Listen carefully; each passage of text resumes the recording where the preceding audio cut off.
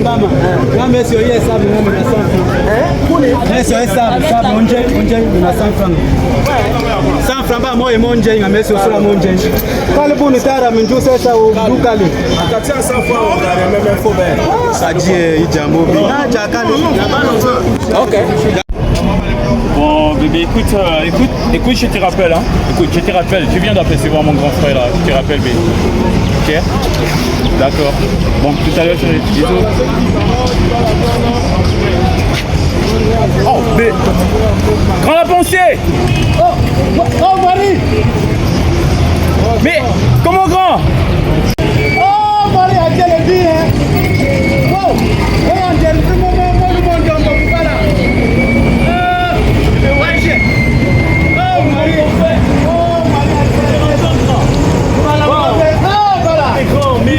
Comment on va? Ça fait longtemps ça fait vraiment longtemps. Non, mais c'est un plaisir. Bah ouais, ce sont les études en France, tu sais comment ça se passe là-bas. Ah oui. Non, mais c'est tranquille ton frère. Bon, écoute, on ne doit pas rester longtemps debout. Je vous invite à prendre des gâteaux de ce alors. Non, mais c'est tranquille. Merci.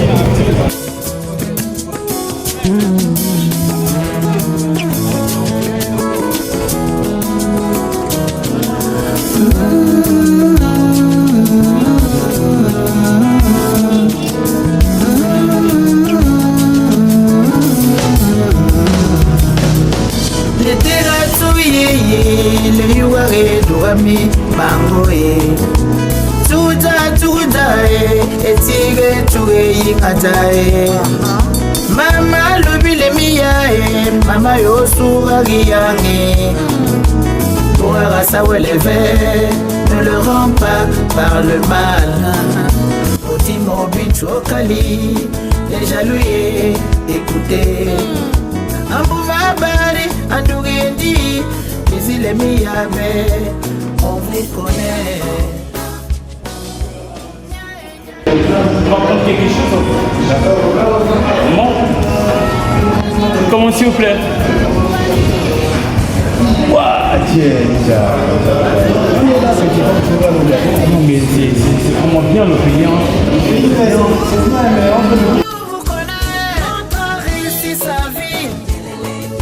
Merci.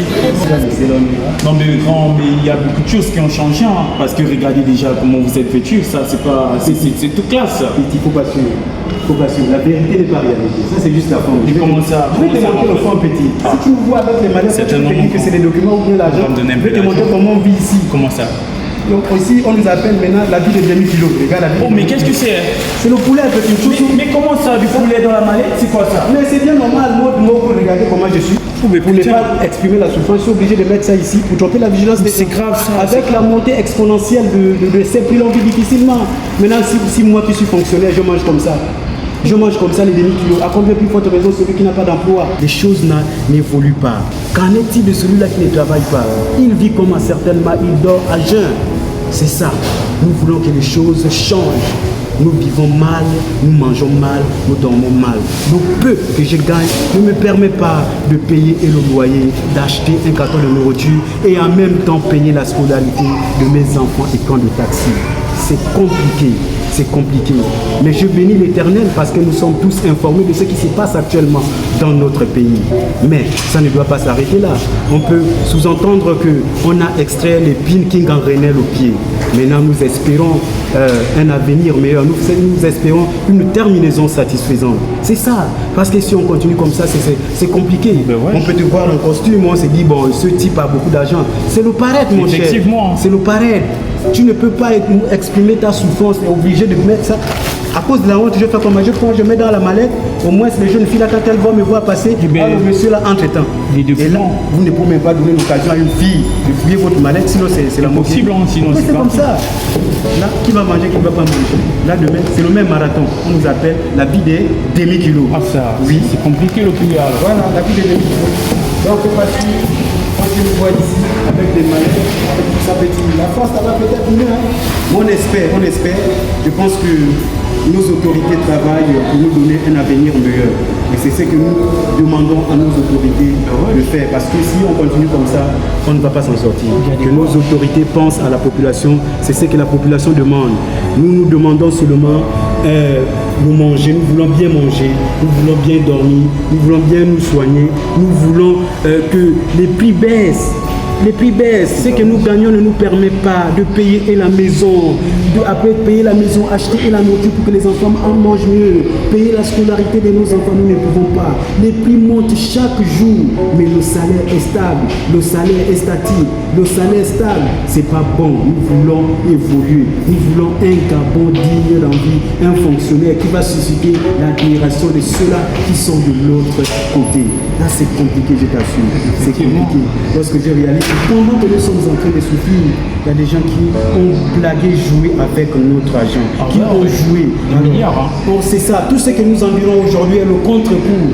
Est le contre-coup de cette catastrophe financière, est le contre-coup de cette, vous appelez même ça comme gabegie financière. Bien sûr. Voilà, c'est ça. Donc, c'est que d'aucuns appelleraient le coup d'État, moi je vais dire le coup d'État de révélateur, parce que ça nous a permis de comprendre l'origine des mots qui minent actuellement notre Gabon. Mais comme je disais en amont, l'épine a été extraite, toutefois nous espérons un avenir meilleur, parce qu'on a enlevé l'épine qui gangrenait le pied.